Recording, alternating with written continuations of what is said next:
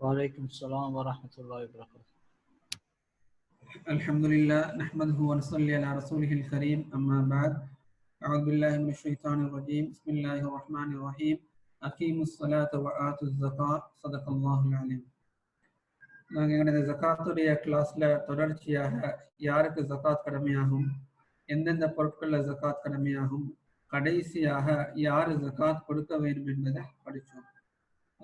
Today most probably today is our last day of the class for the zakat series. So இதில் இன்ஷா அல்லாஹ் நாங்கள் நேற்று படித்தோம் யாரு ஜக்காத் கொடுக்க வேண்டும் என்று.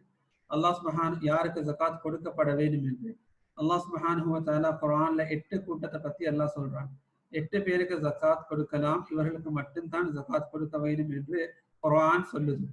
அதிலையும் நாங்கள் படித்தோம் 5 கூட்டத்தினர் தான் இன்றைக்கு இருந்து கொண்டிருக்கிறாங்க. எங்களோட நாடுகள்ல 5 கூட்டம் தான் எங்களுக்கு கிடைக்கும், மற்ற 3 கூட்டமும் இல்லைன்னு சொல்லி நாங்க நேற்று படிச்சோம்.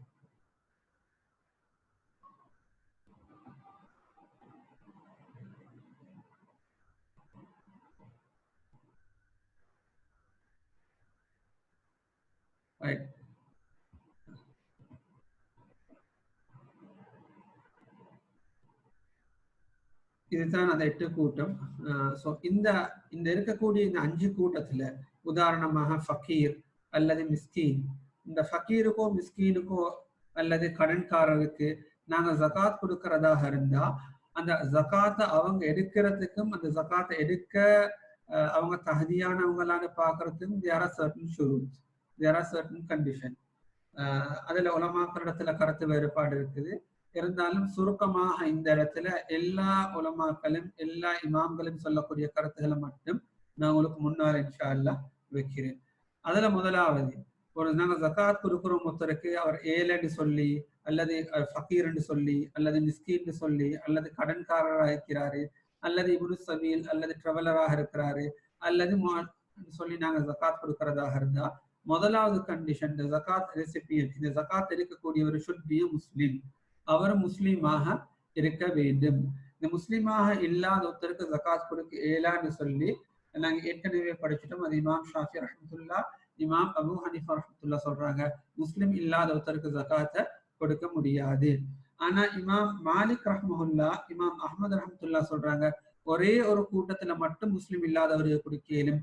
அவர் அந்த முஅல்லஃபத்துல் குலூப், அந்த இஸ்லாத்துக்கு வாரத்துக்கு ஆசையாயிக்கிறாங்க, இஸ்லாத்துக்கு வரணும்னு எதிர்பார்த்து கொண்டிருக்கிறாங்க, அந்த கேட்டகரியில் அவர் வாரதாக இருந்தா அவரு முஸ்லிம் இல்லாட்டியும் காஃபிராக இருந்தாலும் ஜகாத் அவருக்கு கொடுக்கலாம்னு சொல்லி இமாம் மாலிக் ரஹ்மஹுல்லா, இமாம் அஹ்மது ரஹ்மத்துல்லா சொல்றாங்க. இதை நாங்க நேற்று ஆதாரமாக நபி ஸல்லல்லாஹு அலைஹி வஸல்லம் காஃபிர்ல யாருக்கு ஜகாத் கொடுத்தாங்க என்பதை படிச்சோம். முதலாவது கண்டிஷன் சுருக்கமாக, நாங்கள் ஜகாத் கொடுக்கறதாக இருந்தா ஃபக்கீரோ மிஸ்கீனோ கடன்காரரோ அல்லது இப்னு சபீல் ட்ராவலரோ இவர் முஸ்லீமாக இருக்க வேண்டும். ரெண்டாவது, ஓகே, இதுல இன்னொரு முக்கியமான விஷயம், இதே போலதான் ஜகாத் எப்படி நாங்க கொடுக்கிறோமோ இதே போல ஃபர்லான சதக்காக்கள் நாங்க கொடுக்கிறது. ஃபர்லான சதக்கான்னு வரக்கூடிய நேரத்துல நாங்க ஜகாத்துல் ஃபித்ர், சதகத்துல் ஃபித்ர், ஃபித்ரா இந்த நோம்பு பெருநாள்ல நாங்க நோம்பு ரமலான் மாதத்துல நோம்பு பிடிச்சு முடிஞ்சு பெருநாள் தொழுவுறதுக்கு முன்னால ஃபித்ரா அரிசி கொடுப்போம் எங்களோட ஊர்ல சொல்லுவாங்க. இந்த ஃபித்ரா கொடுக்கறதும் முஸ்லிம்களுக்கு மட்டும்தான் கொடுக்க வேண்டும். இதே போல கஃபாராக்கள் நாங்க கொடுக்கறது, ஒருத்தர் நோம்பு விட்டாரு அல்லது நேர்ச்சை செஞ்சாரு, இதே போல அக்கீகா கொடுக்கறது, இதே போல உல்ஹியா குர்பான் கொடுக்கறது ஹஜ்ஜி பெருநாள்ல, இது எல்லாம் நாங்க முஸ்லிம்களுக்கு தான் கொடுக்க வேண்டும். ஆனா இதை நாங்க வேற சதக்காக்கள் கொடுக்கறதாக இருந்தா நாங்க சும்மா சதக்கா கொடுக்கிறோம், இதுகளுக்கு நான் முஸ்லிம்ஸுக்கும் கொடுக்கலாம். ரைட். அடுத்தது இந்த இடத்துல இமாம் அபூ ஹனீஃபா ரஹ்மத்துல்லா மட்டும் ஒரு விஷயத்த சொல்றாங்க, அந்த ஜகாத்தை எடுக்கக்கூடியவர் அவர் அடால்ட் அண்ட் சேன், அவர் வயது வந்தவராக இருக்க வேண்டும். இதே போல அவர் புத்தி உள்ளவராக இருக்க வேண்டும். அப்படின்னு சொன்னா சின்ன பிள்ளைக்கு ஜகாத்தை கொடுக்க இயலாது. நாங்க சின்ன பிள்ளைக்கு ஜகாத்தை கொடுக்கறதாக இருந்தா, உதாரணமாக வாப்பா இல்ல, வாப்பா மௌத்து, யதீமாகிக்கிறாரு அல்லது உண்மை இல்ல, அந்த புள்ள படிக்கிறதுக்காக வேண்டி கேட்கிறாங்க, ஸ்கூல் செலவுக்காக வேண்டி கேட்கிறாங்கன்னு சொன்னா அந்த பிள்ளையிட கையில கொடுக்க முடியாது. அந்த பிள்ளைக்கு கார்டியனாக யார் இருக்கிறாங்களோ அவங்கள்ட்ட தான் அதை ஒப்படைக்கணும். ஆனா இமாம் ஷாஃபி ரஹ்மத்துல்லாஹ் சொல்றாங்க, இல்ல அவர் எடால்ட்டாக இருக்க வேண்டும் என்ற கண்டிஷன் இல்ல. அவர் ரஷீத்னா மெச்சூரிட்டி. அவர் 12 13 வயசு, வாப்பா மவுத்து உம்மா மவுத்து அல்லது வாப்பா இல்ல உம்மா மட்டும் தான் இருக்கிறாங்க, அவர் குடும்பத்துல எல்லாம் பார்த்து செய்யறாரு, அவருக்கு ஒரு மெச்சூரிட்டி இருந்தா எடால்ட் இல்லாட்டியும் அவருக்கு ஜக்காத், அவரோட ஜக்காத் அந்த பிள்ளையோட கையில கொடுக்கலாம்னு சொல்லி சொல்றாங்க. ஸோ இது முதலாவது கண்டிஷன். ரெண்டாவது கண்டிஷன் வந்து நாங்க ஜக்காத்தை கொடுக்கறதாக இருந்தா he is not able to earn or work. இது வந்து ஒரு முக்கியமான கண்டிஷன். சில ஆட்கள் இருக்கிறாங்க, எங்களுக்கு தெரியும், அவருக்கு ஒரு பொருத்தமான ஜாப் இல்லை, அவர் ஏழையாக இருக்கிறாரு, ஜாப் ஒன்றும் கிடைக்குது இல்லை, படிச்சு இல்லை, அல்லது நோயாளி ஒன்றும் செய்யலாம், ரைட், அவர் ஃபக்கீர்ல கேட்டகரியில வருவாரு, அவருக்கு ஜக்காத் கொடுக்கலாம்.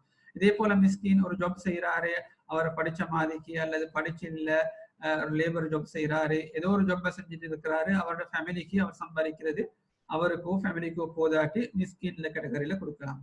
இன்னும் சிலவங்க இருப்பாங்க, நல்லா படிச்சிருப்பாங்க, ஆனா அவர் ஜாப் செய்யறது இல்லை, ஜாப் செய்யறதுக்கு ட்ரை பண்றதும் இல்லை. அல்ல சில வாலிபர்கள் இருப்பாங்க, ஏதாவது ஒன்று செய்யலாம், செய்யறது இல்லை, வீட்டிலேயே இருக்கிறது. ஒரு நாளைக்கு ஜாப்புக்கு போனா ஒரு கிழமை போனா அடுத்த கிழமை வந்துடுறது, ஒரு மாசம் போனா அடுத்த மாசம் ஜாப் செய்யறது இல்லை. இவங்க சும்மா ஜாப் ஒன்று செய்யாம சும்மாவே இருக்கிறது. இப்படியானவங்களுக்கு எங்களுக்கு ஜக்காத்தை கொடுக்க முடியாது. ஏன்னா நபி ஸல்லல்லாஹு அலைஹி வஸல்லம் தெளிவாக சொன்னாங்க. திருமதியில வரக்கூடிய, அபூதாவுல வரக்கூடிய ஹதீஸ், லா தஹில்லு ஸதகா லிகனியின் வலா லிதி மர்ரத்தின் சவியின். நபி அவங்க சொன்னாங்க, ஜக்காத்தை வந்து பணக்காரனுக்கு கொடுக்க முடியாது. அப்ப ஜக்காத்தை கொடுக்குறனா முதலாவது ஒரு ஏழையாக இருக்க வேண்டும், இரண்டாவது வலா லிதி மர்ரத்தின் சவியின். அப்படின்னு சொன்னா அவருக்கு ஜாப் ஒன்று செய்ய உழைக்கிறதுக்கு சக்தி இருந்து அவர் ஜாப் ஒன்று செய்யாம இருக்கிறாரு, உழைக்காம இருக்கிறாரு, இப்படி இல்லாம வீட்டுல தூங்கி கொண்டிருக்கிறாங்களே, இவங்களுக்கு ஜக்காத் கொடுக்க இயலாது. அப்ப இந்த இடத்துல ஒரு பிரச்சனை வரும். எங்களோட குடும்பத்துல மச்சனோ அல்லது சகோதரோ யாரோ அவரு ஒழுங்கா ஜாப் ஒன்று செய்யறாரு இல்ல, நெக்லெக்டா சும்மா இருக்கிறாரு, பள்ளியிலே இருக்கிறாரு, ஒன்றும் செய்யறாரு இல்ல, குடும்பம் பசியில இருக்கிறாங்க, பிள்ளைகள் பசியில இருக்கிறாங்கன்னா இந்த நேரத்துல அவருக்கு ஜக்காத் கொடுக்க இயலாது. அவரோட மனைவிக்கு தேவை இருக்குது, மனைவிக்கு கொடுக்கலாம்.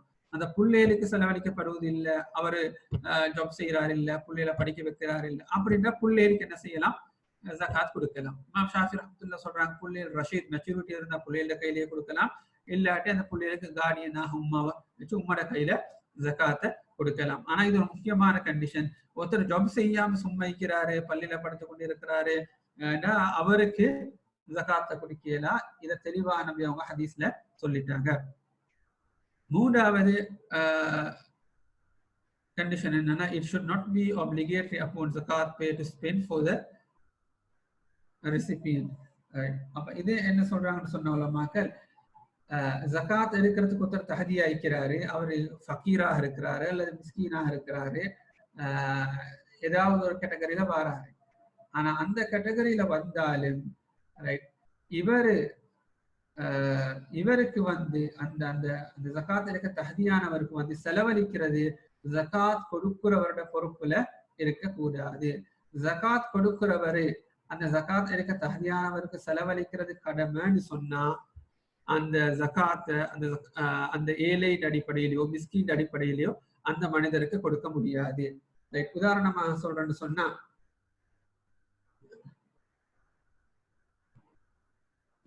فلا يجوز دفع الزكاة إلى الأب والأم والجد والجدة مهما علوا. ஒரு மனிதர் தன்னுடைய வாப்பாக்கு ஜகாத்தை கொடுக்கல, தன்னுடைய உம்மாக்கு ஜகாத்தை கொடுக்கல, தன்னுடைய அப்பாக்கு உம்மம்மா வாப்பம்மாக்கு ஜகாத்தை கொடுக்கல. அது ஏன்னா இவங்க எல்லாம் கவனிக்கிறது, செலவுக்கு கொடுக்கிறது மகனுக்கு கடமை. வாப்பா நோயாளியாக இருந்தாலும் சரி, நோய் இல்லாம இருந்தாலும் சரி. உதாரணமாக சொல்லுங்க, வாப்பா வந்து இன்னும் ரிட்டையர்ட் ஆகல, அவர் ஒரு கடையில வேலை செய்யறாரு அல்லது கவர்மெண்ட் ஜாப் செஞ்சு கொண்டிருக்கிறாரு, ஆனா அவரோட செலவுக்கு போதா. இப்படியாக இருந்தாலும் வாப்பாக்கு ஜகாத் கொடுக்க முடியாது, உம்மாக்கு ஜகாத் கொடுக்க முடியாது. ஏன்னா உம்மாவை வாப்பாவை பாக்குறது மகண்ட பொறுப்பு.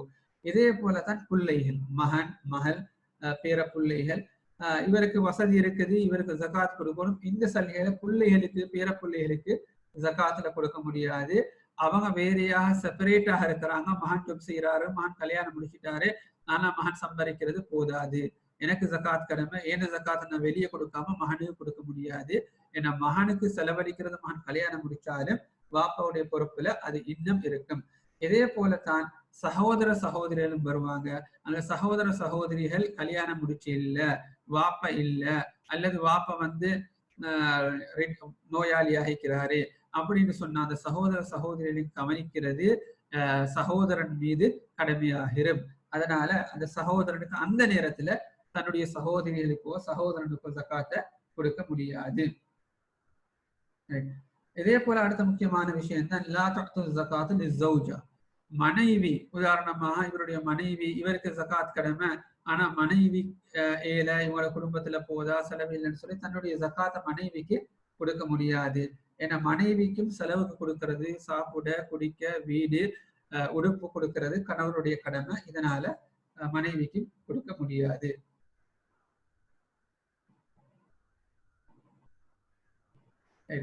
அடுத்து இதுல ஒரு முக்கியமான விஷயம் தான் இந்த இடத்துல we have to discuss wife gives zakat to husband or mother gives zakat to children, whether is it permissible or not permissible.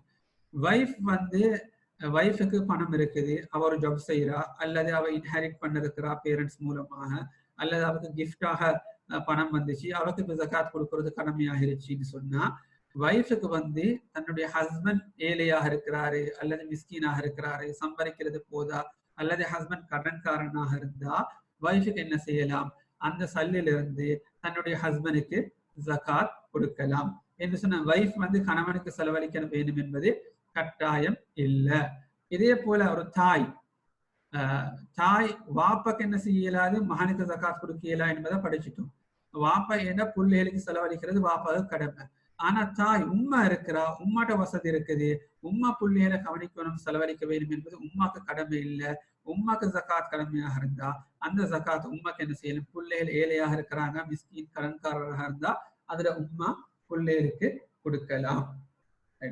அடுத்த இது ஆதாரம் என்னன்னு சொன்னா புகாரில வரக்கூடிய முஸ்லிம்ல வரக்கூடிய ஹதீஸ், ஜைனப் ரலியல்லாஹு அன்ஹா, அப்துல்லா இப்னு மஸ்ஊத் ரலியல்லாஹுடைய மனைவி ஜைனப் ரலியல்லாஹு அன்ஹா நபி ஸல்லல்லாஹு அலைஹி வஸல்லம் கிட்ட கேட்டாங்க, ஐஜ்ஸிஹு அன்னி அன் உன்ஃபிக அலா ஸௌஜி வ ஐதாமுன் லீ ஃபீ ஹிஜ்ரி. கேட்டாங்க, யா ரசூலல்லாஹ், என்ற கணவர் அதே போல என்ற முதல் கணவர் மூலமாக எனக்கு சில அனாதை குழந்தைகள் இருக்குது, அவங்களுக்கு என ஜகாத் எனக்கு கொடுக்கலுமான்னு சொல்லி ஒரு பெண் என்னிடத்துல கேட்டான்னு சொல்லி கேட்டாங்க. அப்ப அந்த நேரத்தில் நபி ஸல்லல்லாஹு அலைஹி வஸல்லம் சொன்னாங்க, லிமன் பல்லகஹு சுஆல. நபி அவங்க சொன்னாங்க, நீங்க அவங்களுக்கு சொல்லி வைங்க, நாம் அந்த பெண்ணுக்கு என்ன செய்யலாம், தன்னுடைய கணவருக்கும் ஜகாத்தை கொடுக்கலாம், தன்னுடைய இருக்கக்கூடிய அனாதை பிள்ளைகளையும் அந்த ஜகாத் சல்லியை கொடுத்து பார்க்கலாம். அப்படி அவ செஞ்சா லஹா அஜ்ரான், அந்த பெண்ணுக்கு அல்லாஹ் 2 நன்மையை கொடுப்பான். முதலாவது அஜ்ருல் கராபா, முதலாவது அல்லாஹ் கொடுக்கக்கூடிய கூலி குடும்பத்தை சேர்ந்து நடந்தது. 2வது அஜ்ரு சதகா, ஜகாத் கொடுத்த கூலியையும் அல்லாஹ் அந்த பெண்ணுக்கு கொடுப்பான்னு சொல்லி நபி ஸல்லல்லாஹு அலைஹி வஸல்லம் சொன்னாங்க. இதை வச்சு உலமாக்கள் சொல்றாங்க, தாய்க்கு பிள்ளைகளுக்கு ஜகாத்தை கொடுக்கலாம், அதே போல மனைவிக்கு கணவருக்கு மனைவிக்கு ஜகாத் கடமையாக இருந்தா அதை கணவருக்கு கொடுக்கலாம். இதோட இன்னொரு முக்கியமான விஷயம் நான் சொன்னேன், மகனுக்கு என்ன செய்யலாது, வாப்பாக்கு ஜகாத்தை கொடுக்க இயலாது, வாப்பாக்கு மகனுக்கு ஜகாத்தை கொடுக்க இயலா.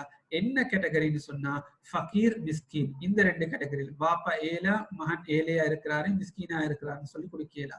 ஆனா இந்த இடத்துல உலமாக்கள் ஷரியத் வந்து ஒரு கேட்டகரியில மகன் வாப்பாக்கு ஜகாத் கொடுக்கறது அல்லது வாப்பா மகனுக்கு ஜகாத் கொடுக்கறத அலௌட் பண்றாங்க, ஆகமாக்குறாங்க, ஜாயிஸ் ஆக்குறாங்க. அது என்ன கேட்டகரினா, வாப்பா கடன்காரனாக இருக்கிறாரு அல்லது மகன் கடன்காரனாக இருக்கிறாரு. நாங்க நேற்று ஏற்கனவே படிச்சோம், கடன் சொன்னா என்ன தேவைக்காக வேண்டி கடன் எடுத்திருக்க வேண்டும், எப்படியான கடனுக்கு ஜகாத் கொடுக்கறது கூடும்னு சொல்லி நேற்று படிச்சோம். அந்த கேட்டகரியில கடன்காரனாக வாப்பா இருந்தா மகனுக்கு ஜகாத்துல வாப்பாக்கு கொடுக்கலாம், அதே போல வாப்பாட ஜகாத்துல மகனுக்கு கொடுக்கலாம், கடன்காரனாக இருந்தா மட்டும்.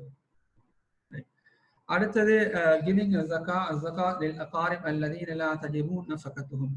ரைட், எங்களுக்கு யாருக்கு நாங்க நஃபகா டெய்லி எக்ஸ்பென்சஸ் கொடுக்கறது எங்களுக்கு கடமை இல்லையோ அப்படியான எங்களுடைய குடும்பத்தில் இருக்கக்கூடிய ரிலேட்டிவ்ஸ் அவங்களுக்கு எங்களுடைய ஜகாத்தை கொடுக்கலாமா? உதாரணமாக மாமமார், சாச்சமார், மாமிமார், சாச்சிமார், இவங்களோட பிள்ளைகள், எங்களோட ஃபர்ஸ்ட் கசின்ஸ், இவங்களுக்கு நாங்க அவங்களுக்கு நஃபகா டெய்லி எக்ஸ்பென்சஸ் கொடுக்கறது எங்களுக்கு கடமை இல்லை. எங்களுக்கு யாருக்கு கடமைன்னா எங்கட பிள்ளைகள், மனைவிமார், உம்மா வாப்பா, சகோதர சகோதரிகள் அவங்க கல்யாணம் முடிச்சு இல்லைன்னு சொன்னாங்க. இதே போல எங்களோட சகோதரிகளுடைய பிள்ளைகள், சகோதரனுடைய பிள்ளைகள், ஃபர்ஸ்ட் கசின்ஸ், இப்ப இவங்களுக்கு எங்களோட ஜகாத்தை கொடுக்கலாமா? இதே போலதான் சகோதரிகளும் கல்யாணம் முடிச்சிருக்கிறாங்க, அவங்களுக்கு ஹஸ்பண்ட் இருக்கிறாரு, they are dependent on husband. அல்லது சகோதரனும் கல்யாணம் முடிச்சு அவருக்கு ஜாப் இருக்குது, அவர் ஒரு வேலை செஞ்சுட்டு இருக்கிறாரு. இப்ப இவங்க மிஸ்கீனாக இருக்கிறாங்க அல்லது ஃபக்கீராக இருக்கிறாங்க, எந்த நேரத்துல இவங்களுக்கு ஜகாத் கொடுக்க முடியுமா சொல்லி கேட்டார். ஷரியத் என்ன சொல்லுதுன்னு சொன்னா, ஜாத சர்ஃபு ஜகாத் இலைஹிம், அவங்களுக்கு ஜகாத் கொடுக்கிறது கூடும். இன்னும் எந்த அளவுக்குன்னு சொன்னா, வகானுஹும் அவுலா மின் கைரிஹிம், ஜகாத்தை மத்த அவங்களுக்கு வெளியாட்களுக்கு கொடுக்கறத விட இவங்களுக்கு ஜகாத் கொடுக்கிறது தான் ஆக ஏற்றமானது. இவர்களுக்கு ஜகாத் கொடுக்கிறது தான் ஆக ஏற்றமானது.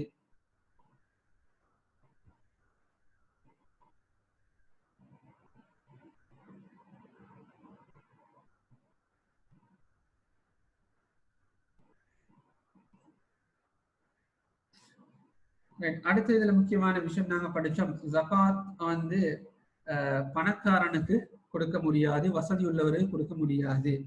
ஆனா நாங்க நேற்று கூட டிஸ்கஸ் பண்ணினோம், நாங்க ஒருத்தர் அவர் பணக்காரனா ஏழையான்னு சொல்லி எங்களுக்கு தெரியாட்டி அவருக்கு ஜகாத்தை கொடுக்கலாம். அவர் பணக்காரன்னு சொல்லி தெரிய வந்தா அந்த ஜகாத்தை நாங்க அவர்கிட்ட இருந்து திருப்பி கேட்க வேண்டும். அவர் அந்த ஜகாத்தை, நாங்க கொடுத்த ஜகாத்தை அவரை திருப்பி தர இல்லைன்னு சொன்னா அது எங்களோட ஜகாத்துக்காக வேண்டி செல்லுபடியாகாது. நாங்க திருப்பி இன்னொருக்கா ஜகாத் கொடுக்க வேண்டும். இப்ப ஷரியத் வந்து மார்க்கத்துல நபி ஸல்லல்லாஹு அலைஹி வஸல்லம் சொன்னாங்க, சில நேரத்துல ஜகாத்தை பணக்காரனுக்கு கொடுக்கிறது கூடும். லா தஹில்லு ஸதகா லிகனியின் இல்லா லிஅர்பா அவ் ஹம்ஸா லிஆமிலின் ரஜுலுன் இஷ்தராஹ பிமாலிஹி அவ் லிகாரிமின் அவ் மிஸ்கீனின். நபி அவங்க சொன்னாங்க, சில நேரத்துல பணக்காரனுக்கும் ஜகாத்தை கொடுக்கலாம். அது எந்த நேரம்னு சொன்னா, முதலாவது அந்த தூஸ் எம்ப்ளாய்டு கலெக்ட் ஜகாத். நாங்க ஏற்கனவே படிச்சோம், நபியுடைய காலத்துல சஹாபாக்களுடைய காலத்துல ஜகாத்தை கலெக்ட் பண்றதுக்குன்னு சொல்லி ஒருத்தரை அப்பாயிண்ட் பண்ணுவாங்க. அவரு போயிட்டு யாருக்கு ஜகாத் கணக்கு பார்க்க தெரியாதோ அவங்கள்ட்ட ஜகாத்தை கணக்கு பார்த்து கொடுத்தோ ஜகாத்தை கலெக்ட் பண்ணி எடுத்துக்கொண்டு வருவாரு. அப்ப இவருக்கு என்ன செய்யலாம், இவர் பணக்காரனாக இருந்தாலும் அவருக்கு ஜகாத்ல கொடுக்கலாம். ஆனா இந்த காலத்துல அந்த கலெக்டிவ் ஜகாத், கூட்டாக ஜகாத் கொடுக்கறது மிச்சம் குறவோ, அப்படி நடந்தாலும் அதுல வேலை செய்யக்கூடிய ஆக்கள் வாலண்டரியில தான் வேலை செய்யறாங்க, அந்த கூலிக்காக வேண்டி வேலை செய்யறது இல்லை. அப்ப இப்படியான ஆக்கள் பணக்காரராக இருந்தாலும் அவங்களுக்கு ஜகாத்ல பங்கு எடுக்கலாம். ரெண்டாவது முஅல்லஃபத்துல் குலூப், இஸ்லாத்துக்கு வந்தவங்க அல்லது இஸ்லாத்துக்கு வர எதிர்பார்த்திருக்கிறவங்க, இமாம் மாலிக் ரஹ்மத்துல்லாஹுடைய கருத்துப்படி இவங்க வசதியான ஆட்களாக இருந்தாலும் இவங்களுக்கு ஜகாத், அவங்க ஜகாத் கொடுக்கறது அவங்க மீது கடமையாக இருந்தாலும் எங்களுக்கு முதலாவது வருடத்துல அவங்களுக்கு ஜகாத் கொடுக்கலாம். மூன்றாவது தூஸ் இன் டெட், கடன்காரனாக இருக்கிறாரு. நான் நேற்று தெளிவாக சொல்லிட்டேன் இந்த கடன் யாருன்னு சொல்லி. கடன்காரனாக இருக்கிறாரு, அந்த கடனை ரெண்டு வகையா ஷரியத் பிரிச்சுச்சு. முதலாவது தனக்காக வேண்டி கடன் எடுத்திருந்தா, அவர் ஏழையாக இருந்தா மட்டும்தான், அவர் ஃபக்கீரோட கேட்டகரியில வந்தா மட்டும்தான் அவருக்கு ஜகாத் கொடுக்கலாம், ஃபக்கீரோ மிஸ்கீன் கேட்டகரியில.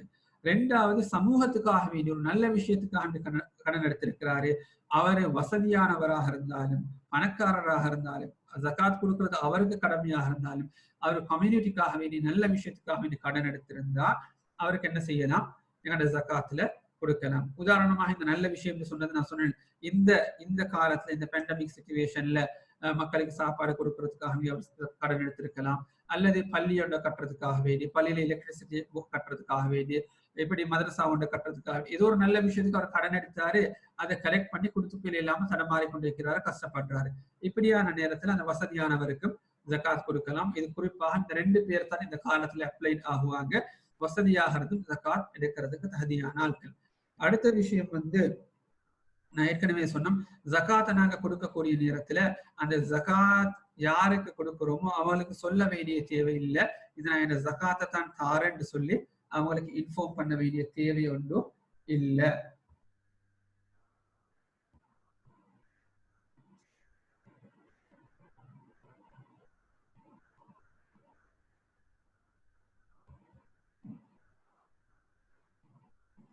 அடுத்தது ஜகாத்தோட சம்பந்தப்பட்ட சில ரூலிங்ஸ்.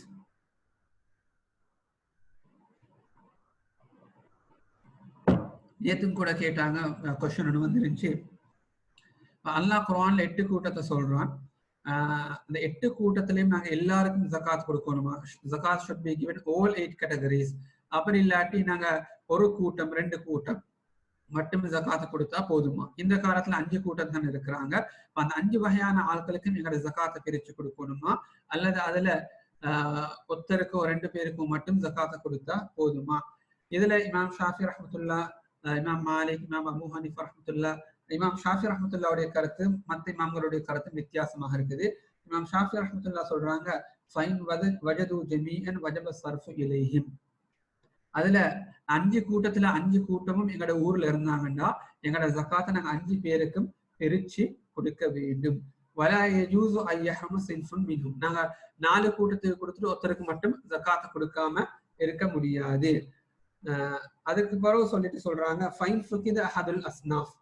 அவங்க சொல்றாங்க 4 கூட்டம் 5 கூட்டம் இல்ல, ஒரு கூட்டம் 2 கூட்டம் தான் எங்களோட ஊர்ல இருந்தாங்கடா, அந்த ஒரு கூட்டத்துக்கும் 2 கூட்டத்துக்கும் நாங்க எங்களோட ஜகாத்தை நாங்க கொடுக்கணும் சொல்லி இது இமாம் ஷாஃபி ரஹ்மத்துல்லாஹுடைய கருத்து. அதே நேரத்துல மத்த இமாம்களுடைய கருத்து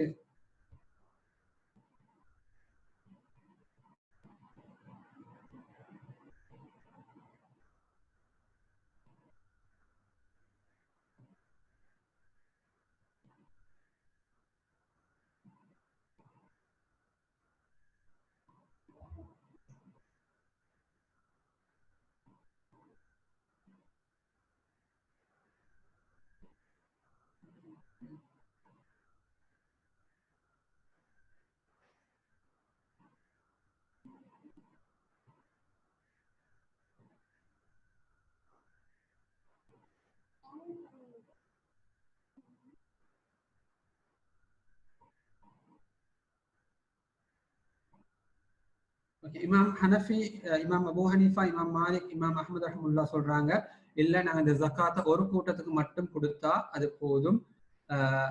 ஜவாது ஸர்ஃபி ஸகாத் இலா சின்ஃபின் வாஹிதின், ஒரு கூட்டத்துக்கு மட்டும் கொடுத்தா போதும். 2 இருக்கக்கூடிய எல்லா கூட்டத்துக்கும் கொடுக்க வேண்டும் என்பது கட்டாயம் இல்லை. ஆனா இந்த காலத்துல நாங்க இதை வச்சு பார்க்கக்கூடிய நேரத்துல ஒரு மனிதர் தனிய ஜகாத் கொடுக்கறதாக இருந்தா ஒரு 25,000 ரூபாய், 30,000 ரூபாய் அல்லது 100 ரியால் அல்லது 500 ஈரோ அவருக்கு 100 ஈரோ ஜகாத் கடமையாகுதுன்னு சொன்னா இதை 2-3 கூட்டத்துக்கு பிரிச்சு கொடுத்தா அந்த சல்லில எந்த பிரயோசனமும் இருக்காது. இதனால உலமாக்கள் சொல்றாங்க நாங்க கூட்டாக ஜகாத் கொடுக்கறதாக இருந்தா ஊர்ல இருக்கக்கூடிய எல்லா கூட்டத்துக்கும் கொடுக்கறது, அப்படி இல்ல தனியொருத்தர் கொடுக்கறதாக இருந்தா ஒரு கூட்டத்துக்கோ 2 கூட்டத்துக்கோ கொடுத்துட்டா இது போதும் என்பதாக சொல்றாங்க. அடுத்தது இமாம் ஷாஃபி ரஹ்மத்துல்லாஹ் சொல்றாங்க நாங்க அந்த ஜகாத்தை ஒவ்வொரு கூட்டத்துக்கும், இமாம் ஷாஃபி ரஹ்மத்துல்லாஹ் சொன்னாங்க எல்லா கூட்டத்துக்கும் கொடுக்கணும். அப்படி அந்த எல்லா கூட்டமும் இல்ல, ஊர்ல எத்தனை கூட்டம் இருக்கிறாங்களோ அவங்களுக்கு மட்டும் கொடுக்கிறது. அந்த கூட்டத்திலையும் ஒவ்வொரு கூட்டத்திலையும் 3 பேரையும் கொடுத்தா நல்லம் என்பது இமாம் ஷாஃபி ரஹ்மத்துல்லாஹ்வுடைய கருத்து. அந்த 3 பேருக்கும் ஈக்குவலாக கொடுக்க வேண்டும் என்பது கட்டாயம் இல்லை என்பதாக இமாம் ஷாஃபி ரஹ்மத்துல்லாஹ் சொல்றாங்க. ஆனா இமாம் அபூ ஹனீஃபா, மாலிக் ரஹ்மத்துல்லாஹ் சொல்றாங்க இதை நாங்க ஒருத்தருக்கு மட்டுமே அதை கொடுத்தாலும் போதும், அந்த ஒவ்வொரு கூட்டத்திலையும் 3 பேருக்கு கொடுக்க வேண்டும் என்பது தேவை இல்லை என்பதாக சொல்றாங்க. இதனால இந்த நேரத்துல இமாம் அபூ ஹனீஃபா, மாலிக் ரஹ்மத்துல்லாஹ்வுடைய கருத்துப்படி இந்த அரசு அமல் செய்யறது தான் லேசாக இருக்கும். அடுத்த விஷயம் தான் நாங்க ஜகாத்தை நாங்க இருக்கக்கூடிய ஊரை விட்டுட்டோ, சம்பாதிக்கக்கூடிய ஊரை விட்டுட்டோ இன்னொரு ஊர்ல கொண்டு போயிட்டு ஜகாத்தை கொடுக்க இயலுமா என்ற கேள்வி.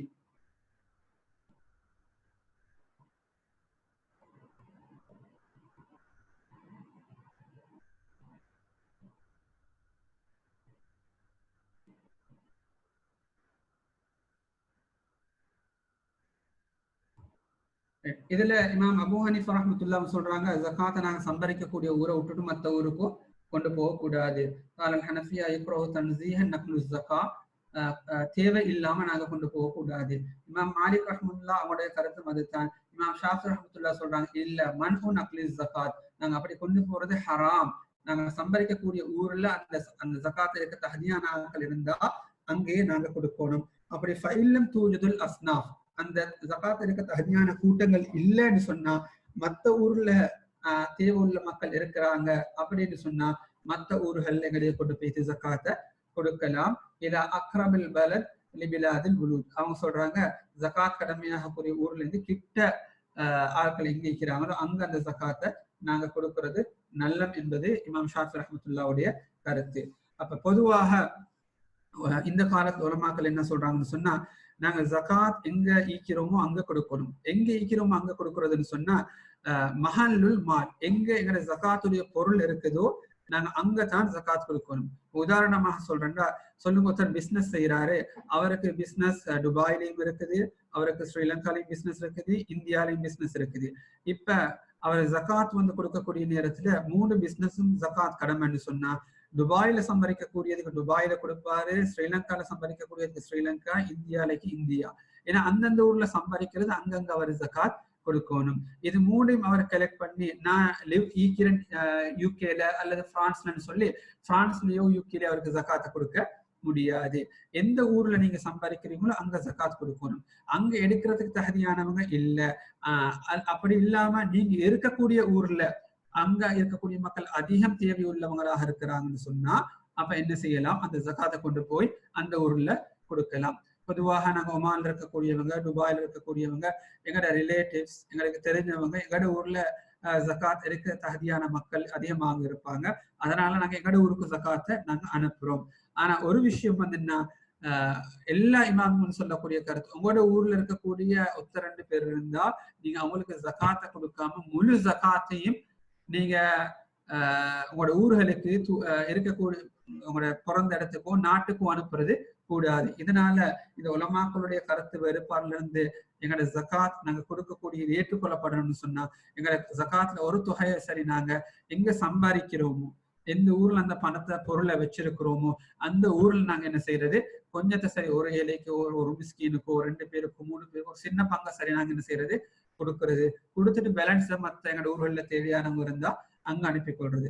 அதே போல நேத்து ஒரு கேள்வி கேட்டாங்க, இந்தியால கோல்டு இருக்குது, நான் இருக்கிறேன் இன்னொரு நாட்டுல, அப்ப ஜகாத் எப்படி கொடுக்கறது? நான் அதுல சொன்னேன், இந்தியால இருக்கக்கூடிய கோல்டு ஜுவல்லரி உங்களோட இப்ப நீங்க இருக்கக்கூடிய நாட்டுல இருக்கக்கூடிய ஜுவல்லரியோட சேர்ந்து தான் அது நிசாபுக்கு பாவிக்காத ஜுவல்லரியாக இருந்தா நீங்க இருக்கக்கூடிய இடத்துல கொடுத்தா சரி. இந்தியால இருக்கக்கூடிய ஜுவல்லரி அது பாவிக்காத ஜுவல்லரி, நீங்க அது சேவிங்காக வச்சிருக்கிறீங்க, நிசாப மேல இருக்குது, 1 இயராக இருக்குதுன்னா அப்ப அந்த ஜகாத்தை நீங்க இந்தியால தான், அந்த ஜுவல்லரிக்குரிய ஜகாத் இந்தியால தான் கொடுக்கணும். Hope this is clear. அடுத்தது நான் தெளிவாக சொல்லிட்டு, ஜகாத்துடைய பணத்தை என்ன செய்யலாது, இந்த 8 கூட்டத்துக்கு மட்டும்தான் கொடுக்கணும். அதை பள்ளி கட்டுறதுக்கோ, ஹாஸ்பிட்டல் கட்டுறதுக்கோ, அல்லது சாப்பாடு கொடுக்கறதுக்கோ, ஏழைகளுக்கு சாப்பாடு கொடுக்கறது, ஏழை பிள்ளைகளை படிக்க வைக்கிறேன்னு சொல்லி இப்படி வேற எந்த வேலையும் செய்யலாது. அந்த இருக்கக்கூடிய ஸ்ரீலங்கால எங்களோட நாட்டில் 4-5 கூட்டம் இருக்கிறாங்களே, அவங்களோட கையில அந்த பணத்தை கொண்டு போய் கொடுத்தா தான் எங்களோட ஜகாத்துடைய கடமை நிறைவேறும். ஒன்று நாங்க அதை டிரெக்டாக கொடுக்கறது, அதுதான் 4வது இமாம் இன்சானி ஜகாத்து நஃப்ஸி. ஒன்று நாங்க டிரெக்டாக கொடுக்கறது, இதுல உலமாக்கள் சொல்றாங்க, ரெண்டு மாதிரியும் உலமாக்கள் சொல்றாங்க. ஒன்று உங்களுக்கு டிரெக்டாக கொடுக்கலாம், அது குர்ஆனுடைய ஆயத்தை சொல்றாங்க. அல்லாஹ் சொல்றான், ஹுத் மின் அம்வாலிஹிம் ஸதகா, அல்லாஹ் சொல்றான் நீங்க அவங்களோட பொருட்கள் இருந்து ஜகாத் எடுங்க. நபி அவங்க சொன்னாங்க, ஏழை பணக்காரர்கள்ட்ட ஜகாத் எடுத்து அந்த ஊர்ல இருக்கக்கூடிய ஏழைகள்கிட்ட கொடுங்கன்னு சொன்னாங்க. அப்ப இந்த நேரத்துல இதை இமாம் செய்யக்கூடிய வேலை, இமாம் கலெக்டிவாக ஜகாத்தை கொடுக்கணும்னு சொல்லி சில உலமாக்கள் சொல்றாங்க. சில உலமாக்களுடைய கருத்து, இமாம் ஷாஃபி ரஹ்மத்துல்லாஹ், இமாம் அபூ ஹனீஃபா ரஹ்மத்துல்லாஹ் சொல்றாங்க, இது எங்களோட பர்சனல் அசெட்ஸ் அப்படின்னா கேஷ், ஜுவல்லரி, கோல்டு, சில்வருக்கு நாங்க ஜகாத் கொடுக்கறதாக இருந்தா எங்களுக்கு தனியே கொடுத்துக்கொள்ளலாம். அதே போல அக்ரிகல்ச்சர் ப்ராடக்ட் அல்லது லைஃப் ஸ்டாக்கு ஜகாத் கொடுக்கறதாக இருந்தா அது த்ரூ இமாம் கொடுக்கிறது நல்லம் என்பது இமாம் ஷாஃபி ரஹ்மத்துல்லாஹ்வுடைய கருத்து. அடுத்த விஷயம், ஹுக்மு மன் மாத வ அலைஹி ஸகாத்து அம்வாலிஹி ஃபஹல் தஸ்குது ஸகாத் பில் மௌத். ஒரு மனிதருக்கு ஜகாத் கடமையாகிருச்சு, அந்த ஜகாத்தை கொடுக்கறதுக்கு முன்னால அவர் மௌத்தாகிட்டாரு, அந்த ஜகாத்தை கொடுக்க வசதியும் இருந்துச்சு. இப்ப இமாம் மாலிக், ஷாஃபி, அபூ ஹனீஃபா, அஹ்மத் ரஹ்மத்துல்லாஹ் சொல்றாங்க, இவருடைய ஜகாத் இவரை விட்டு நீங்காது. இவர் மௌத்தாகிட்டாருண்டா இவருடைய பொருட்கள் இருந்தன்னு சொன்னா அந்த வராசத்து பொருட்கள்ல முதலாவது ஜகாத்தை நிறைவேற்றுறது கட்டாயமாகும். மௌத்தாகிறதன் மூலமா ஜகாத்துடைய கடமை அவரை விட்டு நீங்காது. ஆனா இந்த மௌத்தாகினவருக்காக வேண்டி, மௌத்தாயின ஒருத்தருக்காக வேண்டி மற்றவங்களுக்கு ஜகாத்தை கொடுக்க முடியுமா? ஒருத்தர் மௌத்தாகிட்டாரு, இப்ப இவருக்காக வேண்டி மற்றவங்க ஜகாத் கொடுக்கிறது. இத உலமாக்கள் சொல்றாங்க, மௌத்தாயினவருக்கு ஒருத்தருக்காக வேண்டி வலவ் கலாதையின் மையத்தின் ஃபக்கீரின் நியத்தில் ஜகாத், இல்ல மௌத்தாயினவருக்கான மற்றவனுக்கு ஜகாத் கொடுக்க முடியாது, அவர் வசியத் செஞ்சிருந்தா செய்யலாம். இல்லாட்டி அவருடைய வராசத் சொத்துக்கள் இருந்து அந்த ஜகாத்தை கொடுக்கணும். இப்போ ஒருத்தர் மைத்தாயிட்டாரு, அவருக்கு கடன் இருக்குது, மௌத்தானவருக்கு கடன் இருந்தா அந்த கடனை ஒருத்தருக்கு ஜகாத் கொடுக்க, இப்ப எனக்கு ஜகாத் கொடுக்க இது இருக்கு, ஜகாத் நான் கொடுக்கறது கடமையா இருக்கு, ஏன ஜகாத்ல அந்த மௌத்தானவருடைய கடனை நிறைவேற்றலுமா கேட்டால் லம் யஸ்ஹி ஜகாத், மௌத்தானவருடைய கடனை நிறைவேற்றதுக்காக வேண்டிய ஜகாத் கொடுக்க முடியாது, ஏன்னா மௌத்தானவருக்கு ஜகாத் கொடுக்க முடியாது. அதனால அவருடைய கடன் இருந்தா அதை ஒருத்தர் விரும்பி சதகால தான் நிறைவேற்றணும், ஜகாத்துடைய பணத்தில் அந்த கடனை நிறைவேற்ற முடியாது.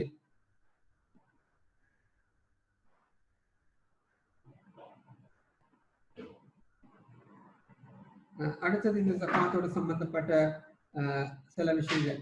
உஜ்ரத்துல் ஆமில் லா தகூனு மின் ஜகாத்தில் மால், நாங்க எங்கள்கிட்ட ஜாப் செய்யக்கூடியவங்க, வேலை செய்யக்கூடியவங்களுக்கு ஜகாத் கொடுப்போம், ரைட்? இப்ப நல்லா விளங்கிக்கோங்க, எங்கள்கிட்ட யாராவது வேலைக்கு இருந்தா அவங்களோட கூலியை நாங்க பூர்த்தியா கொடுத்துட்டு தான் எக்ஸ்ட்ராவை நாங்க ஜகாத்தாக கொடுக்கணும். உதாரணமா சொல்லுங்க, ஒருத்தர் ரமதான் எங்கள்கிட்ட வேலை செய்யறாரு, எங்கள்கிட்ட கடையில அல்லது எங்கள்கிட்ட ஜாப் செய்யறாரு, நாங்க ரமதான்ல அவருக்கு என்ன செய்யறது, 2 போனஸ் கொடுக்குறோம், ரைட்? அந்த போனஸை அவர் நினைக்கிறாரு போனஸா தாரேன்னு, கடையில வேலை செய்யற எல்லாருக்கும் போனஸ் போஸ் கொடுக்குறாரு, ஆனா நாங்க அந்த போனஸை ஜகாத்துடைய சல்லில கொடுக்க இயலாது. போனஸ் அவர் கொடுக்குறோம்னா தொழிலுக்கு அவர் வேலை செய்யறதுக்கு அவருக்கு 2 போனஸ் என்டைட்டில்டா அதைங்கிற சல்லில தான் கொடுக்கணும். இதுல ஜகாத்தாக கொடுக்குறேன்டா சொல்லணும், இதோட போனஸ் இல்ல ஜகாத்ல தாரண்டா அவருக்கு சொல்லிக் கொள்ளணும். இதே போல கூலிக்காக வேண்டிய ஜகாத்தை கொடுக்க முடியாது, கூலியை பூர்த்தியாக கொடுத்துட்டு அவர் சொல்றாரு இது போஸ் நீங்க தார சல்லி போதா, சம்பளம் போதா, கொஞ்சம் கூட்டி தாங்கன்னு கேட்கிறாரு. அப்ப அவர் கொஞ்சம் கூட்டி கேட்கறது என்னன்னா அவர் செஞ்ச வேலைக்கு கூட்டி கேட்கிறாரு, அந்த கொஞ்சம் கூட்டி கேட்கறது எங்களுக்கு ஜகாத்ல கொடுக்க இயலாது, அதை கூலியாகத்தான் கொடுக்கணும், அதை விட மேல் மிச்சமாக கொடுக்கறது தான் ஜகாத்ல கொடுக்கலாம்.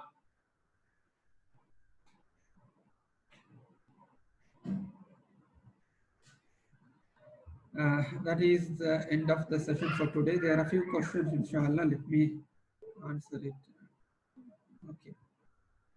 Modalavathu, I have a question as wife. My husband is struggling in his current work. His monthly salary is really not sufficient for the expenses. House, rent, car, internet bill, phone. After the all expenses, he has only 100 as a wife. What should he do? I have zakat to give. Can he get my... Okay. The question is, I have a question as a wife. My husband is struggling in his current work. His monthly salary is really not sufficient for the expenses. House, rent, car insurance, internet bill, phone bill, electricity bill, taxes. After all the expenses, he has only 100 left. What should he do? I have zakat to give. Can he get my as husband? If yes, in which category will his fall? If he can get my zakat, will I have to give the full amount or I can split? Okay. உங்களோட நீங்க கேட்ட கேள்வி என்ன விளங்குதுன்னா, உங்களோட ஹஸ்பண்டுக்கு எல்லா எக்ஸ்பென்சஸும் போக மாசத்துல 100 euro he is having an excess cash. If he is having an excess cash monthly 100, he is not a fakir, he is not a miskin. நாங்க நேத்து படிச்சோம், நேத்து எங்க கிளாஸ்ல டிஸ்கஸ் பண்ணினோம். ஃபகீர்னு சொன்னா யாரு, அவருக்கு ஒன்றுமே இல்லை. மிஸ்கின்டா யாரு, அவருக்கு இன்கம் இருக்குது ஆனா போதாது. இப்போ உதாரணமா இந்த இடத்துல உங்களோட ஹஸ்பண்டுக்கு மந்த்லி 100 ஷார்ட் ஆகுது அப்படின்னு சொன்னா உங்களுக்கு உங்களோட ஜகாத்துல அவருக்கு 100 கொடுக்கலாம், நாட் மோர் தென் 100. ஆனா அவருக்கு 100 எக்ஸஸ் இருக்குதுன்னு சொன்னா உங்களோட ஜகாத்துல அவருக்கு கொடுக்க இயலாது. ஏன்னா he is not falling under the category of fakir or miskin. Another one, if your husband is a gharim, if he has a debt, அவருக்கு கடன் இருக்குது, அந்த கடனை கொடுத்து கொள்ள இயலாம தடமாறுறாருன்னு சொன்னா அப்போ உங்களுக்கு என்ன செய்யலாம், உங்களோட ஜகாத்துல அந்த கடனை ஹஸ்பண்டுக்கு, அந்த கடனை கட்டுறதுக்காக உங்களோட ஜகாத்தை ஹஸ்பண்டுக்கு கொடுக்கலாம். Hope the question is answer is clear. There is another question. According to what you said, how to split